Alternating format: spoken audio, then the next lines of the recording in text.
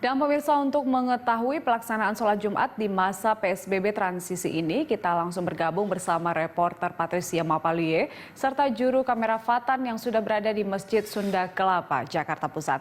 Patricia, bagaimana dengan pelaksanaan sholat Jumat di Masjid Sunda Kelapa? Ya, meskipun Dewan Masjid Indonesia atau DMI sudah menganjurkan masjid-masjid untuk melakukan ibadah sholat Jumat secara 2 gelombang, tapi di Masjid Agung Sunda Kelapa ini, Julita, belum menerapkan hal tersebut. Jadi untuk ibadah sholat Jumat sampai dengan saat ini masih dilakukan 1 shift atau 1 gelombang dan tidak dilakukan 2 gelombang. Hal itu karena memang melihat dari kapasitas masjid yang bisa memadai, meskipun di dalam gedung masih bisa dipenuhi 40% seperti itu. Namun ada juga lahan seperti di belakang saya ini yang merupakan area luar dari masjid yang juga bisa menampung para jemaah yang ingin beribadah untuk sholat Jumat di gedung atau di Masjid Agung Sunda Kelapa. Meskipun demikian, ada sejumlah hal yang harus diperhatikan oleh para jemaah apabila ingin beribadah atau langsung datang ke gedung Masjid Agung Sunda Kelapa. Saya ingin menunjukkan kepada Anda terlebih dahulu seperti apa suasana terkini di Masjid Agung Sunda Kelapa beberapa saat sebelum sholat Jumat dimulai, di mana ada sejumlah protokol kesehatan yang tetap dilaksanakan di Masjid Agung Sunda Kelapa meskipun tidak dilakukan 2 gelombang peribadatan. Yang pertama adalah memperhatikan di mana para jemaah wajib membawa sajadah sendiri. Selanjutnya, para jemaah diharuskan untuk menggunakan masker. Apabila tidak menggunakan masker, tidak akan diizinkan untuk memasuki areal masjid. Membawa kantong plastik untuk menyimpan sendal sendiri. Kemudian para jemaah juga sudah melakukan wudhu di rumah masing-masing sebelum datang atau menuju ke masjid. Selanjutnya tidak bersalaman dan melakukan kontak fisik.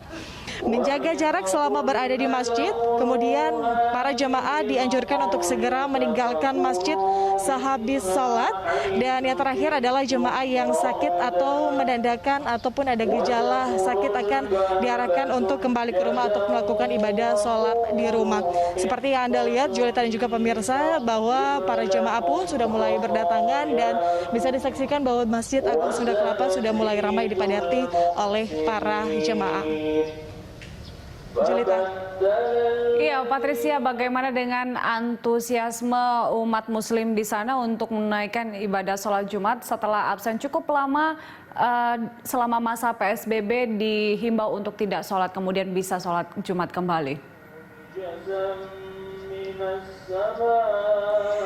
Ya, seperti yang Anda katakan bahwa sudah cukup lama ya untuk absen beribadah di masjid, dan ini tentunya disambut baik oleh para jemaah, di mana tadi juga saya tanyakan ke beberapa jemaah bagaimana kemudian antusiasme mereka atau tanggapan mereka setelah kembali beribadah berjamaah begitu, atau kembali ke gedung untuk melakukan sholat Jumat berjamaah, dan mereka mengaku senang setelah beberapa saat harus beribadah atau sholat di rumah sendiri, di rumah masing-masing. Kemudian saat ini dapat kembali beribadah di gedung, di masjid, bertemu dengan jemaah yang lain, bertemu dengan kerabat, bertemu dengan rekan, dan kemudian melakukan ibadah sholat berjamaah atau sholat bersama.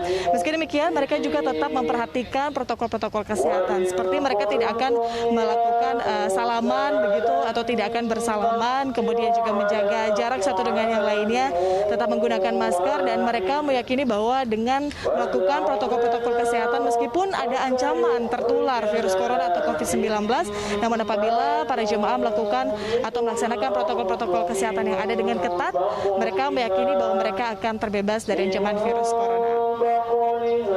Julita. Baik, Patricia, terima kasih untuk informasinya. Selamat bertugas kembali. Pemirsa, itu dia laporan dari Patricia Mapalie serta juru kamera Fatan dari Masjid Sunda Kelapa, Jakarta Pusat.